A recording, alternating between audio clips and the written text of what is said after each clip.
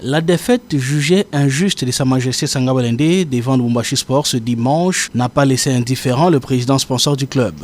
Alphonse Ngoyi Kassanji a convoqué la presse à sa résidence privée de Kinshasa ce dimanche 28 décembre 2014, juste après les coups de sifflet final.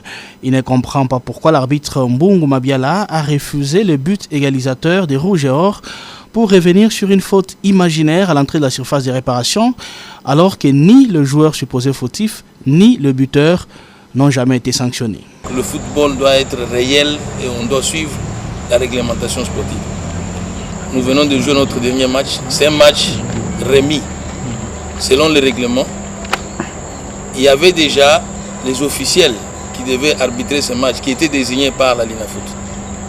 Curieusement, pour notre match aujourd'hui, ce sont d'autres officiels qui sont désignés, contrairement à la réglementation. Pour quelles raisons? On a compris les raisons quand on a vu le déroulement du match. Nous vous informons, image à l'appui, que ce qui s'est passé, ce qui vient de se passer au Katanga est inadmissible. Si une équipe peut arriver à marquer un but, on marque des buts et les arbitres s'évertuent à refuser des buts. Et vous n'avez pas sanctionné une faute. Au départ de l'action, une action construite, notre équipe Sanga Balende a marqué un but émanant d'une bonne construction, déjà aligné 5 passes, et on marque le but que l'arbitre refuse. Il refuse pour des raisons qu'on ne connaît pas, et il accorde un coup franc qui n'existe pas. Donc un coup franc imaginaire. Vous voyez que là où nous sommes en train d'aller, on va vers, disons, le chaos. Cette situation est inacceptable.